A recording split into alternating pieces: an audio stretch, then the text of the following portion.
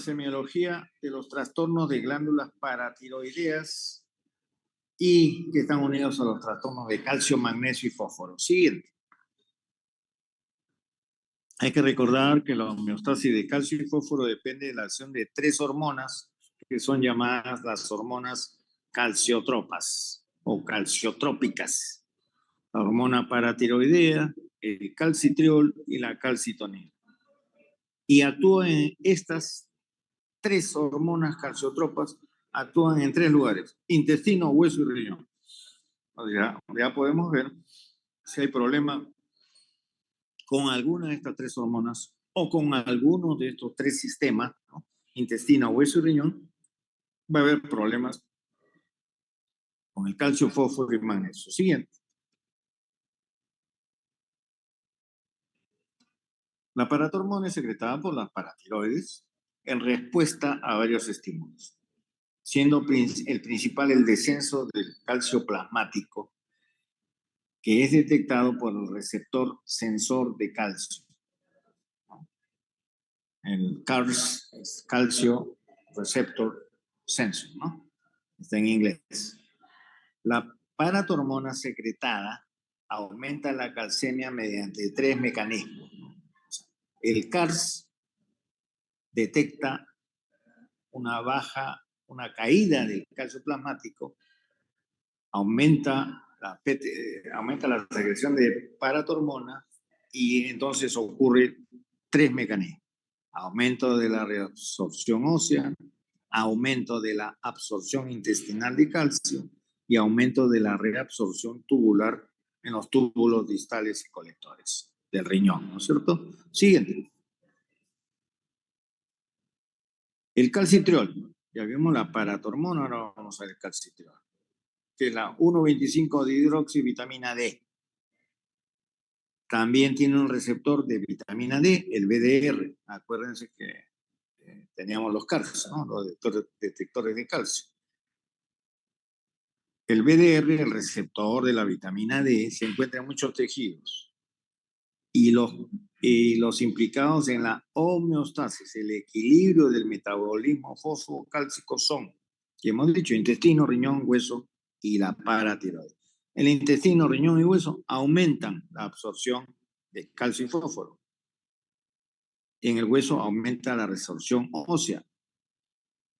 Y en la paratiroides disminuye la síntesis del calcitriol, disminuye la síntesis de paratormona en la paratiroides. Siguiente. La calcitonina, finalmente, es la hormona sintetizada por las células C tiroideas en la tiroides. Inhibe la resorción ósea osteoclástica y como consecuencia de ello disminuye el calcio sérico o plasmático. Siguiente. El calcio plasmático normal está entre 8,9 y 10,3, pero cuidado, el 40% está unido a proteínas, entonces hay que corregir por la albúmina. El 54% del calcio plasmático es iónico, entonces ya saben, es mejor evaluar el calcio iónico, que es modificado por pH y corregido por la albúmina también. Ya ven, en estados metabólicos en los cuales hay acidosis, puede haber problemas con el calcio iónico. Siguiente. Ahora sí, semiología, síntomas y signos de la hipocalcemia. Puede haber ausencia completa de síntomas, el paciente nunca se da cuenta. Y su detección puede ser un análisis rutinario o en situaciones que comprometen la vida, ¿no? En una UCI, en la UCI. La severidad de los síntomas está en relación con el grado de hipocalcemia y la rapidez con que se produjo esta hipocalcemia. Siguiente.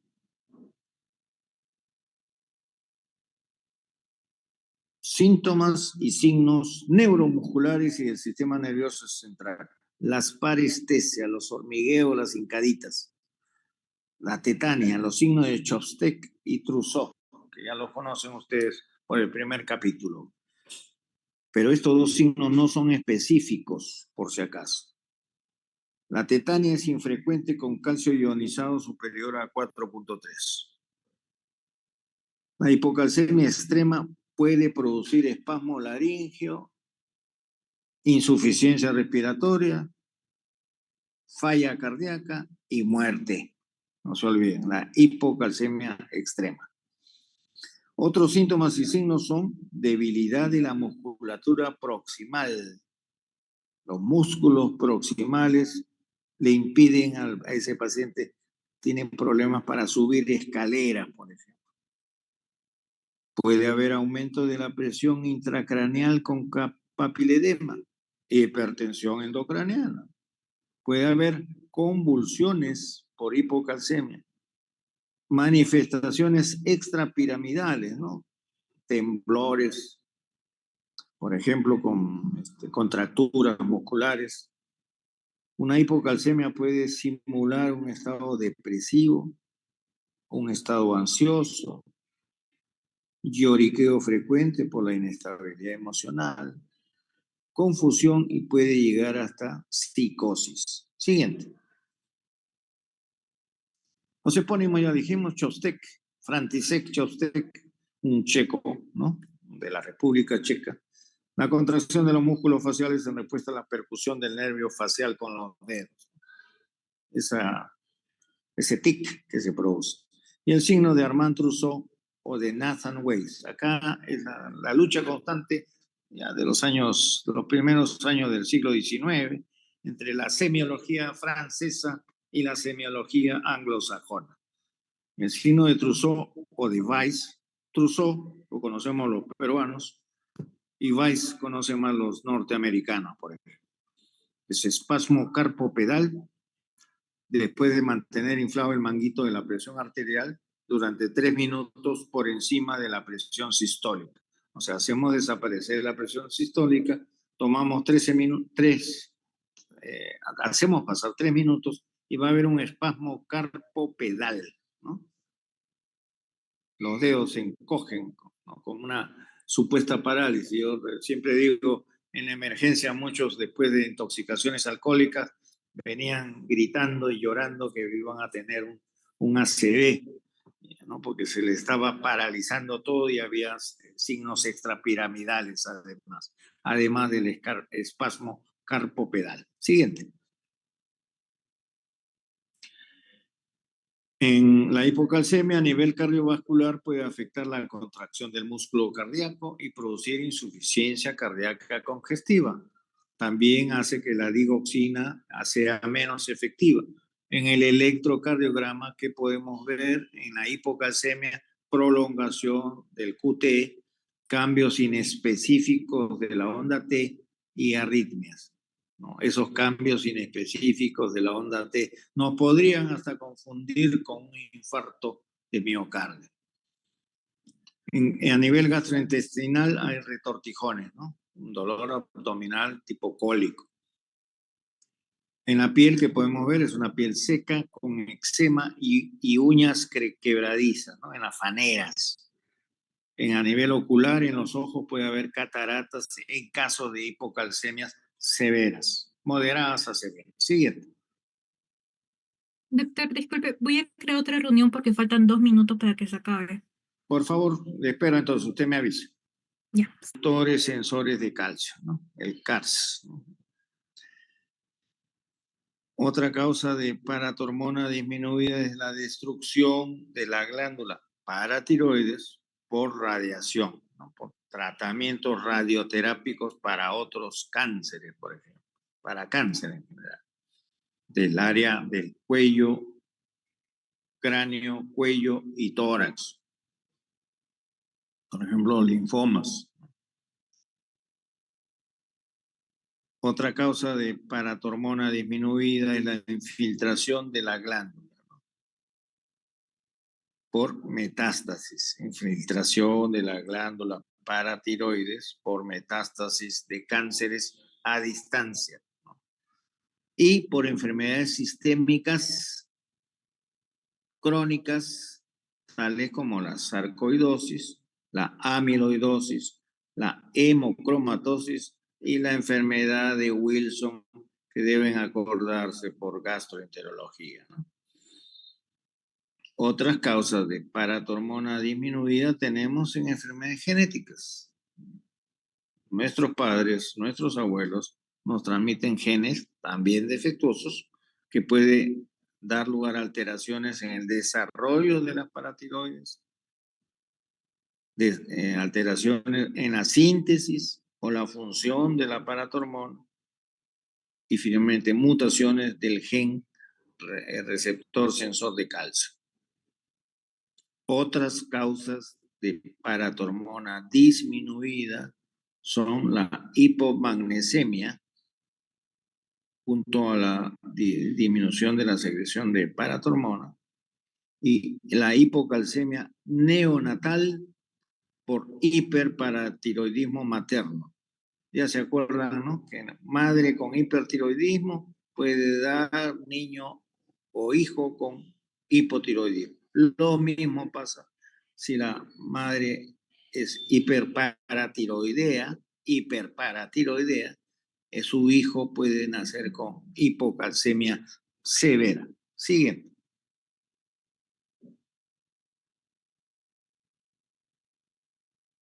Ya vimos la paratormona disminuida, ahora vamos a ver la paratormona elevada por hiperparatiroidismo secundario en respuesta a una hipocalcemia. Entre estas causas tenemos el déficit de vitamina D por malnutrición carencial, por falta de exposición al sol, lo que pasaba durante el confinamiento, por ejemplo, por el COVID. También los casos de raquitismo por dependiente de vitamina D, que es el llamado raquitismo tipo 1. Las enfermedades de mala absorción intestinal, entre ellas las enfermedades inflamatorias, la celiaquía, la insuficiencia pancreática, los casos de resecciones gástricas,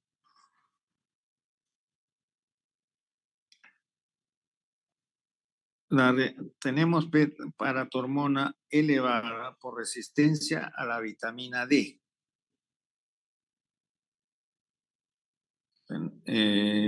Entre ellas el raquitismo de tipo 2 dependiente de vitamina D. Trastorno de la hidroxilación. Por si acaso en el anterior, IDE por intestino delgado, ¿no? Resecciones gástricas o de IDE, dicen el número 1, es por intestino delgado. En resistencia a la vitamina D tenemos el raquitismo tipo 2, dependiente de vitamina D, trastornos en la hidroxilación que pueden presentarse en hepatopatías agudas o crónicas y en ERC, enfermedad renal crónica. Tenemos paratormona elevada como respuesta a la hipocalcemia en casos de resistencia a la acción de la paratormona con hipomagnesemia, el llamado pseudo hipoparatiroidismo, que lo veremos en un cuadrito muy bonito después, un algoritmo. Tenemos paratormona elevada por pérdida de calcio en la circulación. En el caso de metástasis osteoblásticas, en caso de pancreatitis aguda, en caso de hiperfosfatemia. La hiperfosfatemia trae hipocalcemia. Hay pérdida de calcio en la circulación en caso de lisis tumoral y hay pérdida de calcio en la circulación en el síndrome del hueso hambriento, ¿no? Posterior a la paratiroidectomía. Siguiente, por favor. Hay muchos fármacos ligados a la hipocalcemia. por supuesto, los ligantes del calcio, ¿no es cierto? Todos estos que se utilizan ahorita para el tratamiento de osteoporosis. Inhibidores de la resorción ósea, como estamos viendo, claro, entre ellos la calcitonina, los bifosfonatos, que ya los mencionamos como ligantes de calcio, el cinacalcet, el cisplatino, utilizados en tratamientos quimioterápicos, la fenitoína, un anticonvulsivante, la furosemida, que creo que es más conocido por ustedes como un diurético de asa potente, los glucocorticoides y el, ¿no?, de uso son tan útiles y tan usados y mal usados también, pueden causar hipocalcemia. Y el foscarnet, que ya lo mencionamos. Por si acaso, ahí están viendo en la última línea de esta diapositiva la hipomagnesemia, la última línea, señorita Vázquez, su cursor, ahí está esa que está con 2 puntos, ¿no? La hipomagnesemia puede producir hipocalcemia con paratormona baja, normal o alta. No se olviden de eso. Siguiente. Acá está lo que le decía. Este es un bonito algoritmo, ¿no es cierto? Sabemos que los hallazgos de hipocalcemia son generalmente asintomáticos y por ahí encuentran un calcio sérico menor de 8.5 o un iónico menor de 4.6. Hay que confirmar el calcio total y corregirlo, ya saben, para la albúmina, y en el caso del iónico, corregirlo por el pH. Si es que hay sintomatología o signología clínica con alteraciones del electrocardiograma, entonces hay que tratar de manera urgente porque ese paciente se va a morir. Y esto puede ocurrir en caso de cirugía hacia el lado izquierdo, en caso de cirugía de cuello, fármacos que ya lo hemos mencionado, uso y abuso de fármacos, en la enfermedad de Graves, ¿no?, del hipertiroidismo, en la pancreatitis y en la sepsis. Si es que no hay una clínica florida, diríamos, con muchos signos y síntomas de hipocalcemia, tenemos que hacer una buena historia clínica y medir, aparte del calcio, el fósforo, el magnesio y la paratormona. Y las combinaciones de estos hallazgos de laboratorio nos va a dar estas enfermedades en rojito. Y de ahí tengo 3, 5, 9, 10, por lo menos 10 enfermedades por diagnosticar. ¿Ya? Ahí tienen 10 preguntas que les regalo a todos ustedes. Siguiente, por favor. Ya vimos la hipocalcemia, vamos a ver la hipercalcemia. Síntomas y signos. Ya saben, los trastornos del calcio en general no dan síntomas. Cuando hay síntomas y signos, podemos encontrar en el sistema relacionados con el sistema nervioso central, ansiedad, depresión, alteración del comportamiento y de la memoria, alteraciones más severas, tales como disartria, que nos haría sospechar pues en un ACV, ¿no? Confusión, convulsiones, letargia y llegan al coma, ¿no? Y si no se dan cuenta, se mueren. Creen que por otra causa no ven el calcio, no se les ocurre, aunque felizmente sale, ¿no?, digamos, de yapa en cualquier análisis de gases arteriales, ¿no? Si el paciente está en coma eh, es indispensable un ADA, ¿no?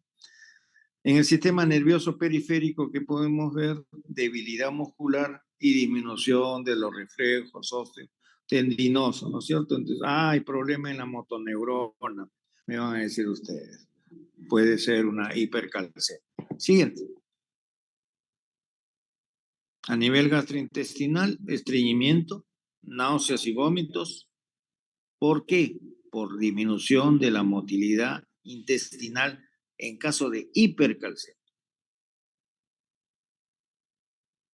Hay pancreatitis en las hipercalcemias agudas por depósitos de calcio en los conductos pancreáticos. Y los obstruyen y hay como una regurgitación, un reflujo de las propias enzimas pancreáticas que atacan el tejido pancreático. En el nivel cardiovascular, ya saben, es importante en el calcio hacerle un electrocardiograma. En la hipocalcemia, ensanchamiento del intervalo QT. En la hipercalcemia, acortamiento, el otro lado, el otro extremo. En ambos, arritmias cardíacas. Puede haber hipertensión arterial súbita porque aumenta el tono de la musculatura lisa del vaso. Si la hipercalcemia es crónica, se pueden producir calcificaciones valvulares cardíacas, igual y también a nivel pulmón y arterias. A nivel renal y cambios en los electrolitos, podemos ver poliuria por disminución de la capacidad de concentración de la orina en el túbulo distal. Recordemos que la hipercalcemia aumenta las pérdidas renales de sodio y agua, produciendo disminución del volumen extracelular, que a su vez puede disminuir el filtrado glomerular. El riñón, entre comillas, inteligentemente, ajusta la eliminación del calcio urinario a los niveles plasmáticos, de forma que en la hipercalcemia severa, la filtración glomerular de calcio supera la reabsorción tubular y se produce hipercalciuria. Esto para la interpretación clínica, cuando podamos encontrar pues aumento de cristales exagerado en una orina, hay que pensar en una hipercalciuria por una hipercalcemia. Siguiente. Como consecuencias de la poliuria, esto sí, ¿cómo se dice? Póngalo en rojo. Hay alcalosis metabólica, hay hipopotasemia o hipocalemia e hipomagnesemia. Pero también por la poliuria puede haber acidosis metabólica.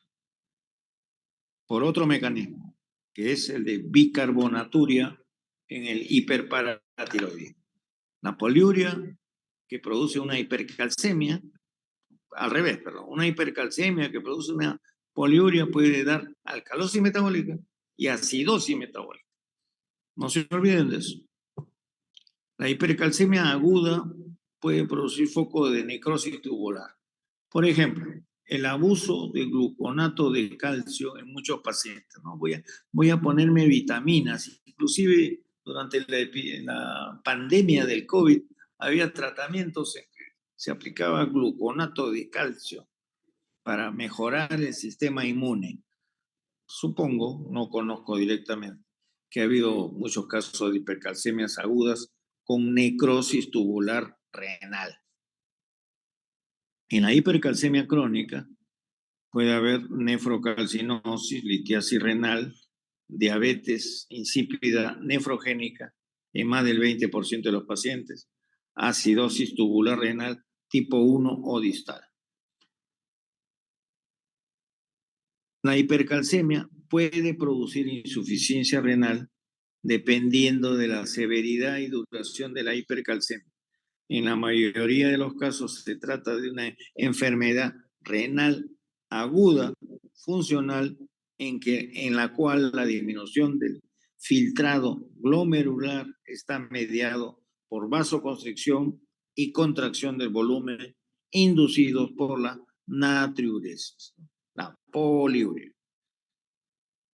En las formas crónicas puede existir enfermedad renal crónica por nefrocalcinosis, por ejemplo, en la enfermedad sistémica de la sarcoidosis, ¿no? Los depósitos sarcoides. Siguiente, por favor. En la hipercalcemia puede dar lugar también a calcificaciones metastáticas, como las queratopatías, el síndrome del ojo rojo, la calcificación conjuntival, la calcificación vascular, calcificación pulmonar y prurito generalizado.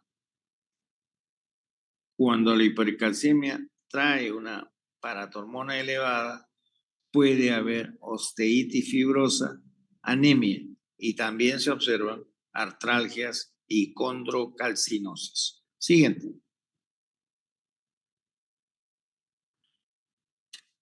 Las etiologías de la hipercalcemia pueden ser mediadas por la paratormona, en las cuales tenemos un hiperparatiroidismo primario, o sea, en la misma glándula, es que es esporádico, y hasta el 85% es adenoma, solo el 1% es carcinoma de paratiroides.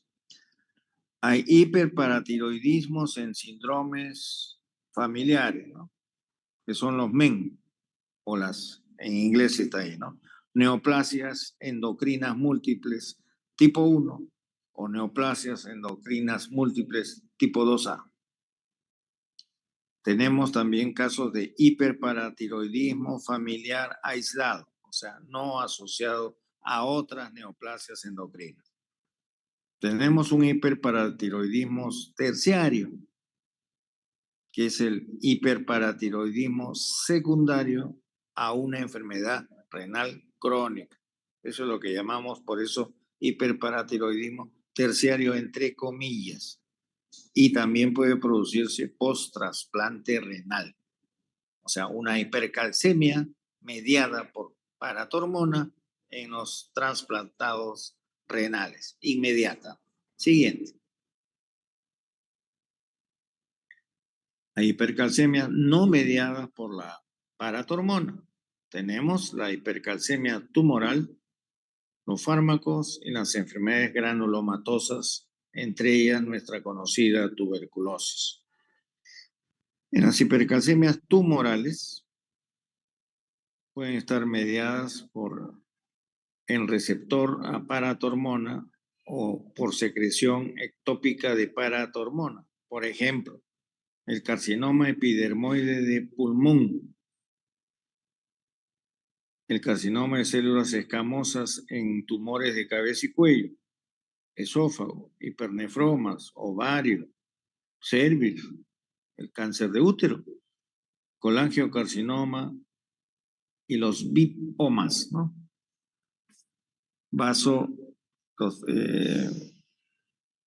Los vasos no, VIP no es por persona muy importante, ¿no? Sino por vaso intestinal en nivel gastrointestinal. Las osteolisis locales mediadas o no por citoquinas, en el caso de linfomas, leucemia por linfoma de células T, los mielomas, cánceres de mama, pulmón o páncreas, y también puede haber por activación extrarrenal de la 1-alfa hidroxilasa, que produce un aumento del calcitriol. Por si acaso, BIP es péptido vasointestinal, ¿no es cierto? Que se produce a nivel gastrointestinal. Los fármacos tenemos la intoxicación por exceso de vitamina D. Quiero proteger, desarrollar mi sistema inmune y me han dicho que tome un shot, ¿no? un punch de vitamina D. También los diuréticos, entre comillas, inocentes, como las tiacidas, el litio usado en las psicosis maníaco-depresivas, otros también las intoxicaciones por vitamina A, ¿no? Me gustan los golpes vitamínicos, lo único que pueden producir en algunos casos es una hipercalcemia no mediada por paratormona. Otros fármacos, Foscarnet, usado en quimioterapia, el tamoxifeno, usado en cáncer de mama, y la teofilina, que todavía tiene utilidad en el tratamiento de crisis asmáticas. Siguiente. Hipercalcemias no mediadas por paratormona en otras endocrinopatías, tales como el hipertiroidismo, la acromegalia, la insuficiencia adrenal y el feocromocitoma. Otras causas de hipercalcemia no mediada por paratormona, tenemos la insuficiencia renal aguda en la fase de recuperación. Ya saben que viene con poliuria, ¿no? La inmovilización de ese paciente prolongada, paciente postrado, el síndrome de leche alcalino y la nutrición parenteral. Siguiente. Acá un bonito algoritmo para la hipercalcemia. Y ya ven, yo puedo hacer un montón de preguntas ahí. En todos los rojitos, ahí están todos los cuadros en rojo, y ahí están sus respuestas. Imagínense ustedes mismos los casos clínicos ahí. Siguiente. Ahora, ya vimos calcio, ahora nos vamos al fósforo. Primero el fósforo bajo. Síntomas y signos. Irritabilidad, debilidad, disartria, parálisis ascendente, oftalmoplegia, diplopia. Tiene síntomas, el fósforo bajo tiene síntomas y signos a nivel del sistema nervioso central, a nivel hematológico. Cuidado con esa anemia hemolítica y esa mayor susceptibilidad a las infecciones. A nivel de músculo esquelético, a nivel cardíaco, a nivel óseo, fósforo bajo, puede producir osteomalacia y raquitismo. A nivel de metabolismo, el fósforo bajo puede presentar una resistencia a la insulina, un hipoparatiroidismo y una acidosis metabólica. A nivel renal, el fósforo bajo puede disminuir el filtrado glomerular y puede haber anomalías en el transporte celular que nos produce hipercalciuria, hipermagnesiuria, bicarbonaturia y glucosuria. Todos los hallazgos en orina, ¿no? Calcio aumentado, magnesio aumentado, bicarbonato y azúcar, glucosa. Siguiente. Factores de riesgo de la hipofosforemia o hipofosfatemia. La abstinencia del alcohol en pacientes alcohólicos, la realimentación en pacientes desnutridos, como yo digo, a un hambriento que ha estado sin comer una semana o hasta a veces 20 días sin comer, pero si está 20 días sin hidratarse se muere, ¿no? Pero usted le obsequian dos Big Mac, le hacen daño, no le hacen bien. La realimentación tiene que ser progresiva. Hay anorexia nervosa, hay emaciación de cualquier origen, alcohólica, mala absorción en los prisioneros de guerra generalmente. Hay factores de riesgo para la hipofosfatemia, tenemos el SIDA y otras infecciones crónicas, no solo el SIDA. Hipofosfatemia durante el tratamiento de la cetoacidosis diabética que lo puede llevar a ese paciente a coma diabético, ¿no? Un coma cetoacidótico. En general, esas enfermedades críticas, en todas las que nos llevan a la UCI, en la sepsis y en los quemados. Hay factor de riesgo de hipofosfatemia y si no la pensamos o no la cubrimos adecuadamente, se va a complicar más este caso. Siguiente. Causas de la hipofosforemia. Disminución de la absorción intestinal, ¿no? Por malnutrición con baja ingesta de fósforo, en anorexias, déficit de vitamina D o resistencia a su acción. Cuidado acá con el uso y abuso de antiácidos, que la mayoría de ellos son ligantes de fósforo. Ya es obvio que en la mala absorción posterior a resección intestinal o por enfermedades de la mucosa que no permiten la absorción adecuada del fósforo que nos que nos entra por la boca, puede producir disminución de la absorción intestinal e hipofosfatemia. Y el alcoholismo. Siguiente. Puede haber hipofosfatemia o hipofosforemia por aumento de las pérdidas urinarias. ¿En qué casos? En el hiperparatiroidismo primario o secundario, en el déficit de vitamina D y por supuesto pues en enfermedades tubulares renales,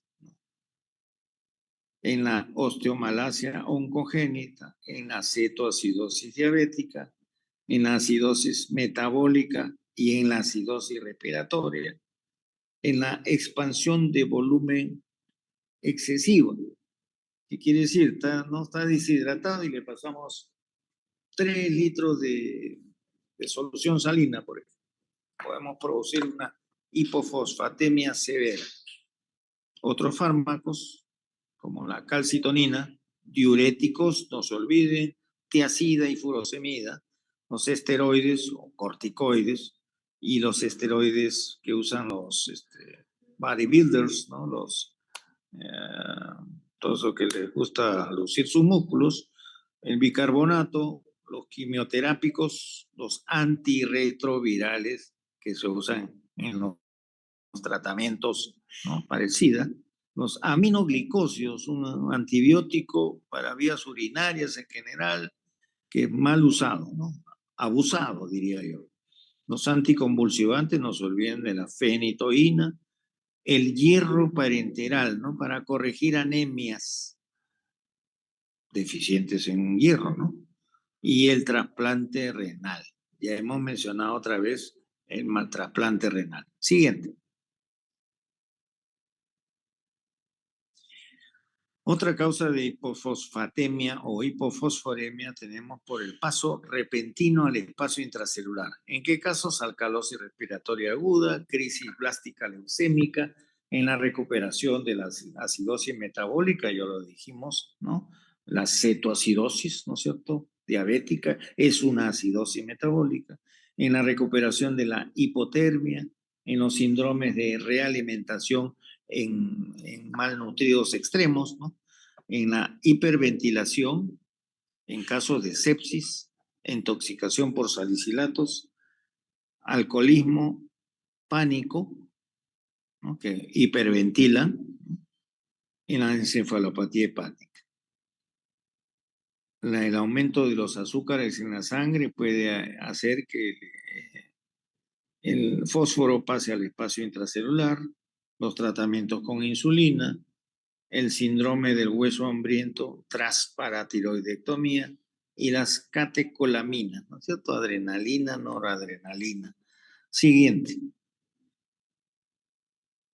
Nuevamente, acá tenemos en este algoritmo diagnóstico algunas enfermedades relacionadas con la hipofosfatemia.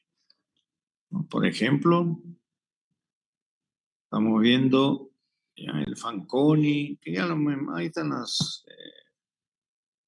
el RHAD, por ejemplo, raquitismo hipofosfatémico autosómico dominante. Y eso no dice que es genético, ¿no? Transmitido de manera dominante. Siguiente, por favor. Ya vimos la hipofosfatemia, ahora vemos la hiperfosfatemia. La hiper.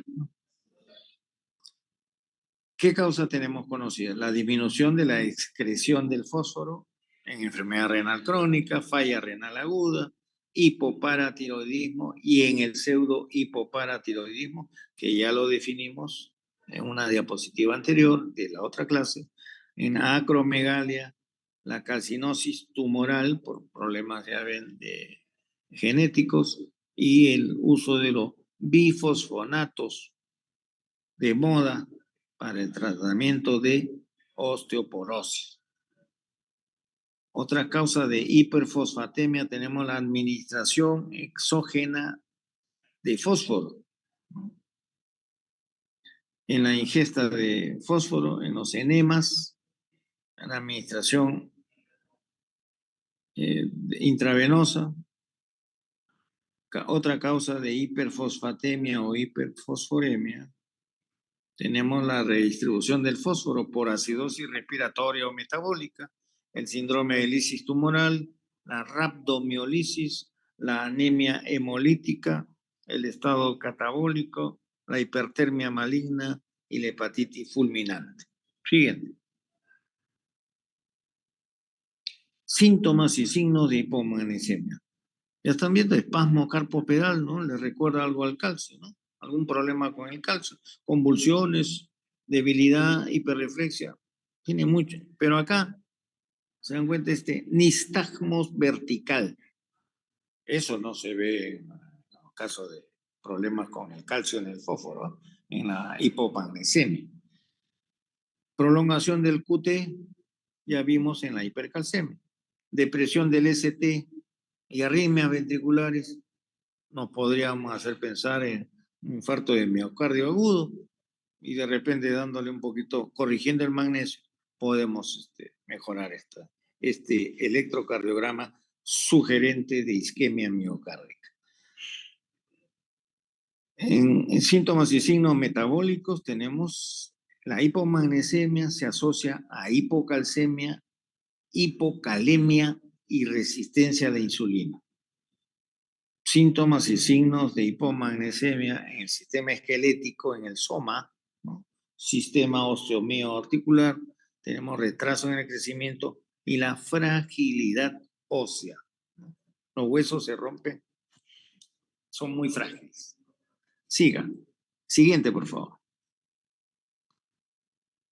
Dentro de las causas de hipomagnesemia, pérdidas renales de magnesio por aumento del flujo urinario, poliuria y diabetes mellitus, ¿no?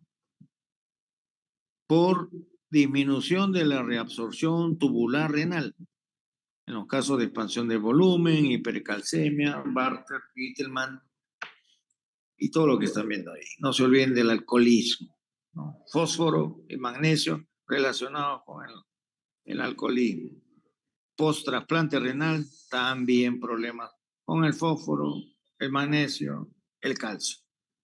Los diuréticos, como están viendo ahí, tiazidas y furosemidas, no pueden producir hipomagnesemia. Siga, por favor. Siguiente. Hipomagnesemia, por supuesto, por pérdidas aumentadas a nivel gastrointestinal. ¿Qué puede pasar a nivel gastrointestinal? Disminución de la ingesta, aspiración nasogástrica o vómitos prolongados, ¿no? O sea, sonda nasogástrica permanente o vómitos prolongados pueden ser causa de hipomagnesemia.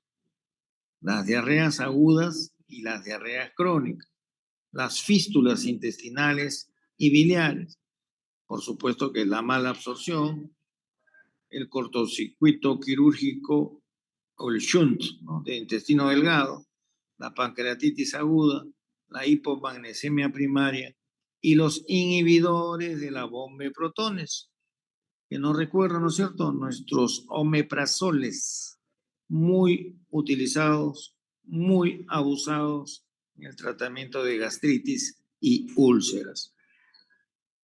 Las quemaduras extensas y la sudoración profusa puede dar lugar a hipomagnesemia. Otras causas por redistribución tenemos el síndrome del hueso hambriento postparatiroidectomía y la realimentación rápida, entre comillas, en los malnutridos. Siguiente. Síntomas y signos de hipermagnesemia. Es potencialmente mortal. Cuando se produce de forma progresiva, no se acompaña de síntomas. Entonces, magnesio, ¿no es cierto? Sulfato de magnesio se utiliza mucho en el tratamiento de la eclampsia. Y ahí se le aplica de 8 en 8. Conversen con sus amigos o profesores de ginecología, o quizás sea más adelante. Entonces, ¿qué síntomas y signos puede producir la hipermagnesemia? Hipotensión, Ya hemos visto, sulfato de magnesio en eclampsia para bajar la presión arterial en la madre gestante en su último trimestre. Las náuseas, los vómitos, puede haber enrojecimiento facial, retención urinaria e ilio. Si no se trata la hipermagnesemia, puede evolucionar a disminución de reflejos osteotendinosos,